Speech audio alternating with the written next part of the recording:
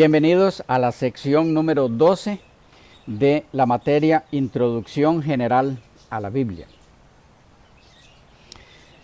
Antes de iniciar esta sección quisiera mencionarles que nos queda más o menos cierta cantidad de material todavía por cubrir en esta materia. Necesitamos entrar en algunos términos que es bueno que manejemos en esta área, como Biblia, el término Biblia, de dónde viene, los términos Antiguo Testamento, Nuevo Testamento, los idiomas originales en los que se escribió la Biblia, la división en capítulos y en versículos, a partir de cuándo se hicieron esas divisiones, porque no había eso antes. ¿Cómo se busca en la Biblia?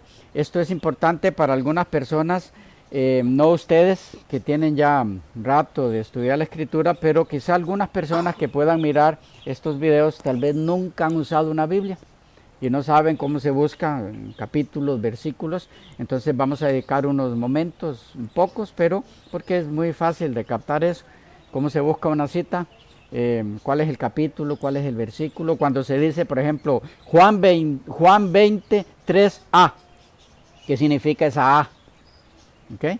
Sería la primera parte del versículo de Juan 23, la primera parte del versículo 3. Juan 23b, la segunda parte de ese versículo 3, y así algunos detalles.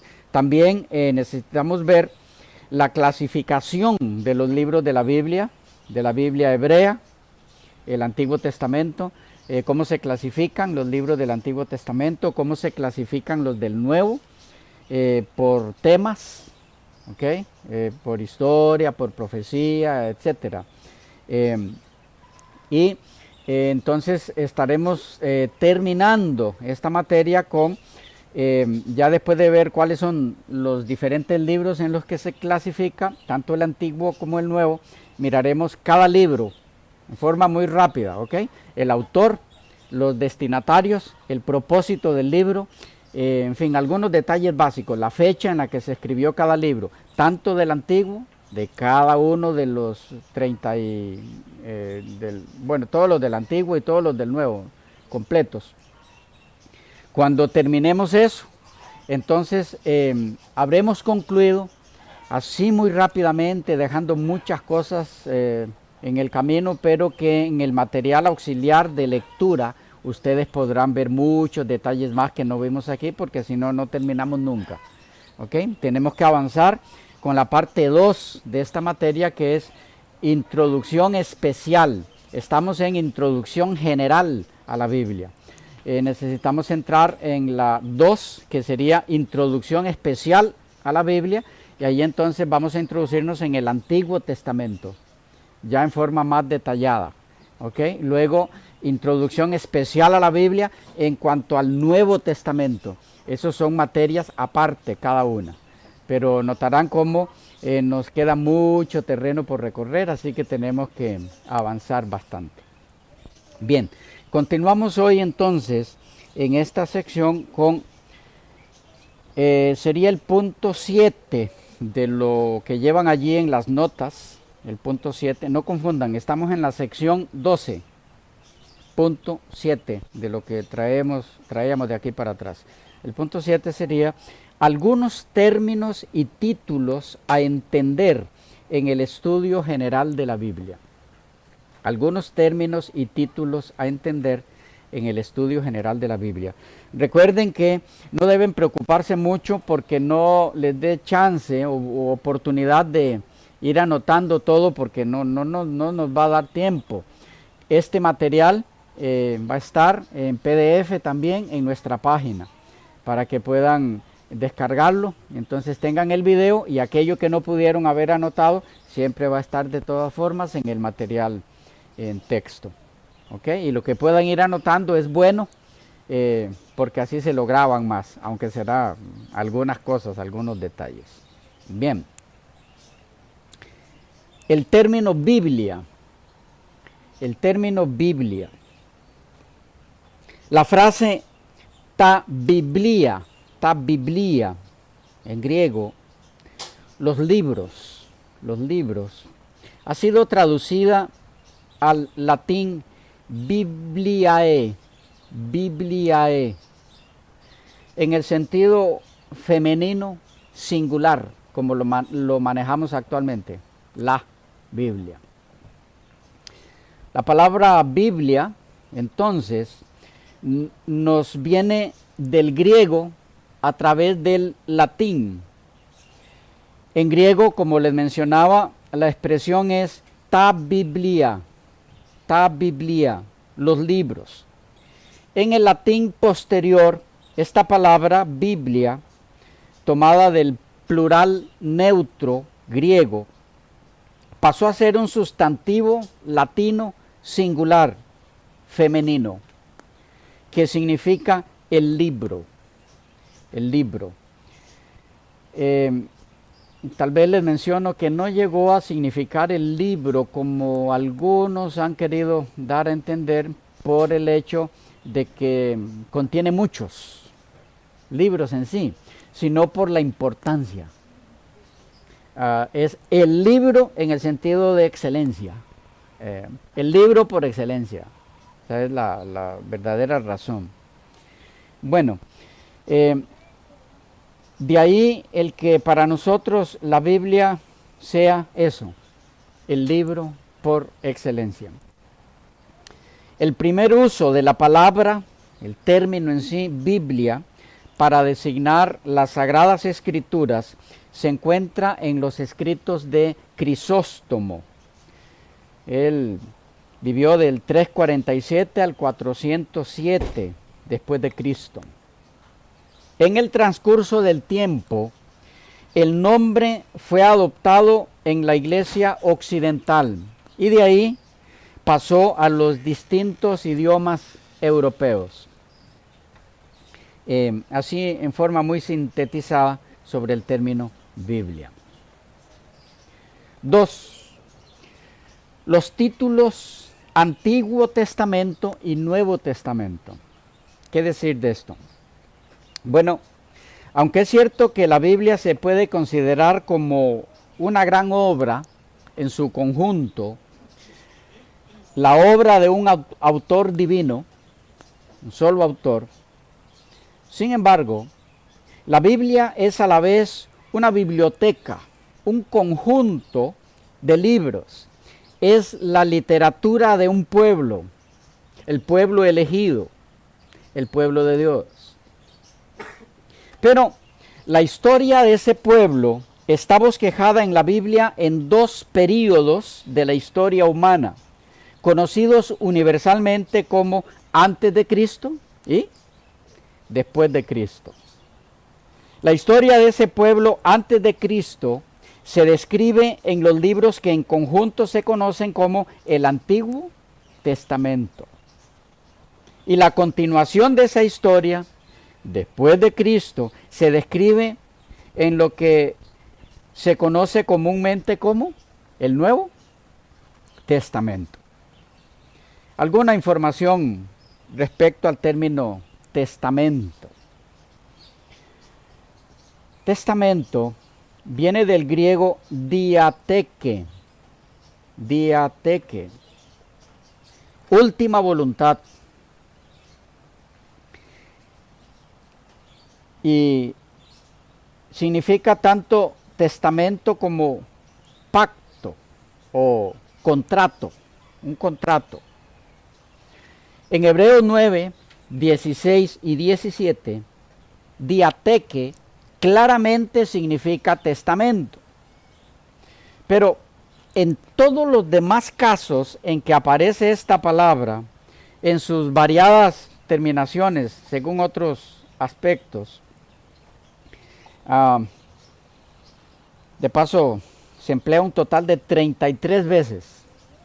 33 veces diateke. Pueden encontrarlo en el material en PDF, para no darles todos esos textos, pero allí están, uno por uno, los 33. Todas las otras veces aparte de Hebreos 9, 16 y 17, que se utiliza el término en el Nuevo Testamento, equivale a convenio. Convenio, en el sentido de un acuerdo entre dos partes. O para ser más exactos todavía, a un pacto entre un superior, en este caso Dios, y un inferior, el hombre, en el cual el primero establece las condiciones y el segundo se compromete a cumplirlas. Eso es lo que hay detrás del término ese. Las expresiones Antiguo Testamento y Nuevo Testamento significan realmente Antiguo Pacto y Nuevo Pacto. Es decir, la provisión divina para la salvación del hombre en los tiempos del Antiguo Testamento y en los tiempos del Nuevo Testamento, según Hebreos 8, 6 al 10 y 13, que ustedes pueden repasar luego en sus casas. En cuanto al término pacto, es importante señalar 4 puntos. 4 puntos. 1. Que en el Antiguo Testamento, la palabra hebrea que se traduce pacto es berit. Berit. Es probable que el término derive del verbo bara, unir. El sustantivo berit originalmente se refería a una relación de unión entre dos partes, en la que cada una de ellas se comprometía a realizar algún servicio. En el Nuevo Testamento, al igual que la Septuaginta, estamos claros en qué es la Septuaginta, ¿verdad? La primera traducción que se hizo del Antiguo Testamento hebreo al griego. De paso, una de las secciones que tenemos que ver en esto de introducción a la Biblia es la Septuaginta y las diferentes versiones de la Biblia, que no les mencioné anteriormente, entre lo que nos falta por ver. Tenemos que ver todo eso. Les decía que en el Nuevo Testamento, al igual que en la Septuaginta, se utiliza de manera uniforme la idea de la palabra diateque para referirse a la idea de pacto. Esto es importante captarlo. Luego nos daremos cuenta por qué. Y a la vez el Nuevo Testamento evita el término similar sunteque, que describiría un pacto como un contrato o alianza mutua más que como una promesa sujeta a un voto. Si lo analizan a fondo, hay una diferencia entre ambas cosas.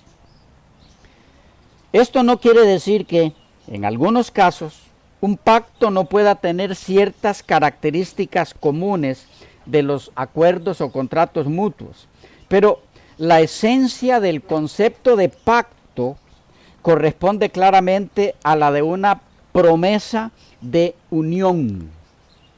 Eso es lo que tenemos en ese término. 2. Otro aspecto importante que necesitamos señalar en cuanto al término pacto es que las expresiones viejo pacto o antiguo pacto y nuevo pacto expresan mejor las divisiones de la Biblia que los términos Antiguo Testamento y Nuevo Testamento. 3. Que diateque es la traducción griega en la Septuaginta de la palabra berit, que fue adoptada por el Nuevo Testamento. Y 4. Que mientras por un lado el Antiguo Testamento es la historia del pueblo hebreo a través de la alianza, una historia en gran parte de infidelidad por parte del pueblo, que llevaba consigo un inevitable y justo castigo, y de una fidelidad indefectible por parte de Dios en el plan de la salvación. Por otro lado, el propósito de Dios, que es la salvación de la humanidad, se había de conseguir mediante el envío de su Hijo al mundo, en cumplimiento de ese pacto antiguo. En ese contexto, la venida del Hijo de Dios a este mundo marcaba naturalmente el comienzo de una nueva era. Dios hacía un nuevo y definitivo tratado, sellado ahora con la sangre de su Hijo. Esto es lo que viene a ser los escritos que hoy conocemos como el Nuevo Testamento. En otras palabras, el Nuevo Testamento nos describe ese nuevo pacto que Dios tuvo que hacer,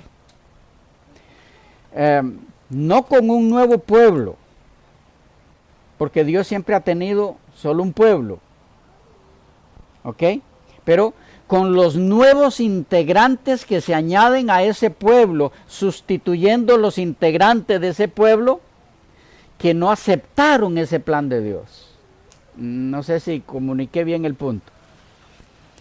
El pacto antiguo, voy a decirlo en otras palabras, fue con el pueblo judío, ¿ok? Para salvación de toda la humanidad, pero el pueblo judío fue escogido por Dios para que diera a conocer ese pacto de salvación al mundo, para que fuera la luz del mundo, para que les iluminara al resto de las naciones el deseo de Dios de salvar a los seres humanos a través de un pacto.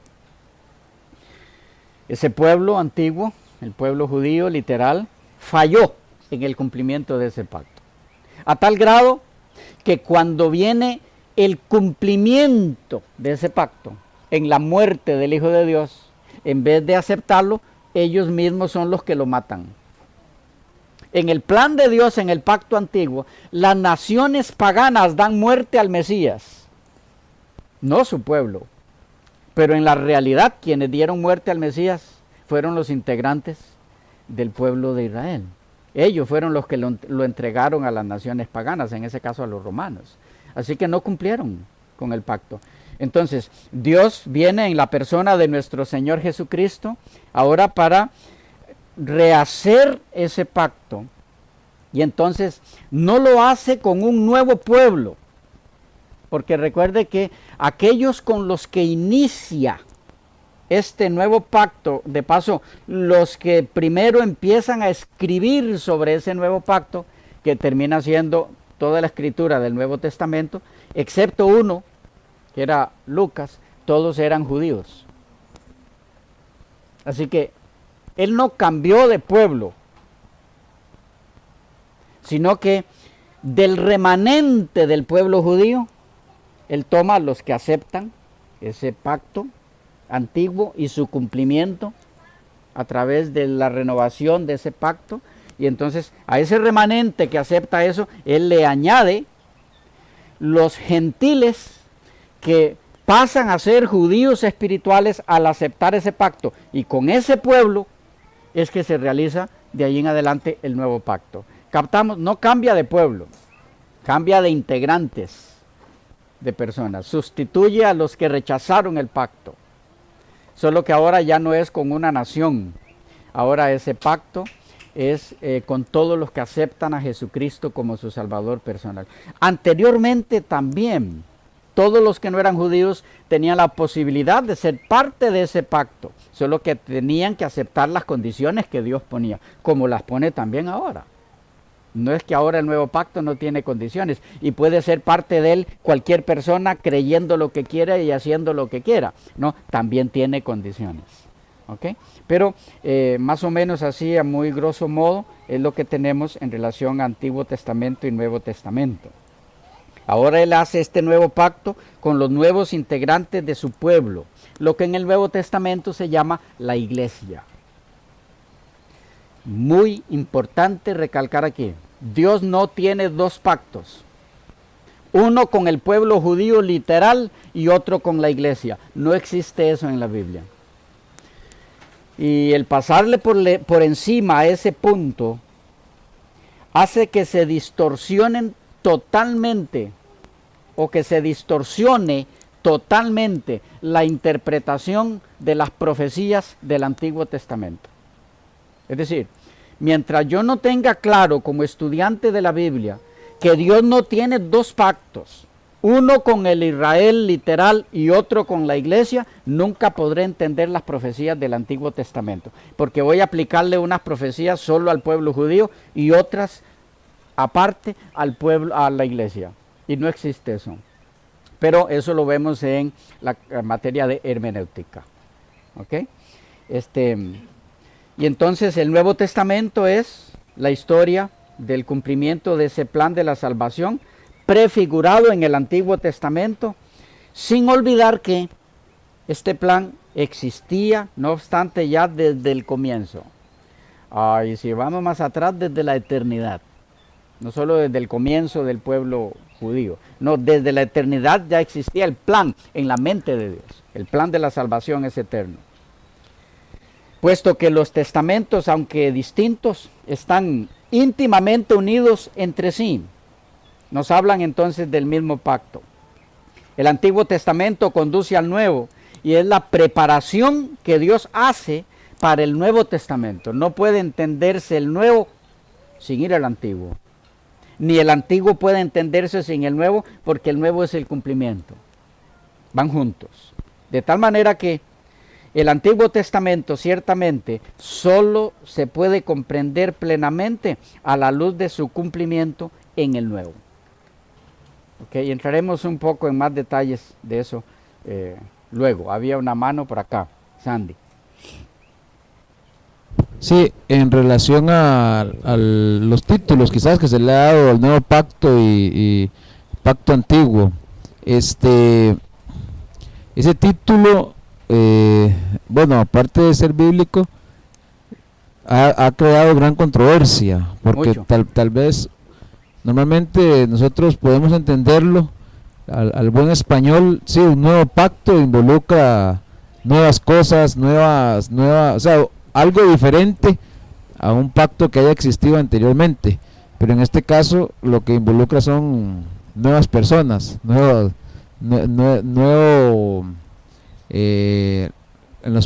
los contratos se dice la parte contractual y la parte contratante. Entonces son nuevas personas a las que se les llama para ver si quieren ser parte de ese pacto que no se realizó anteriormente. Sí, correcto. El contenido del pacto es el mismo, solo que el nuevo pacto es la parte del cumplimiento de ese pacto. Es en realidad un solo pacto, el pacto eterno. ¿Ya? Para captar esto bien tenemos que estudiarlo como tema aparte, el tema de los pactos.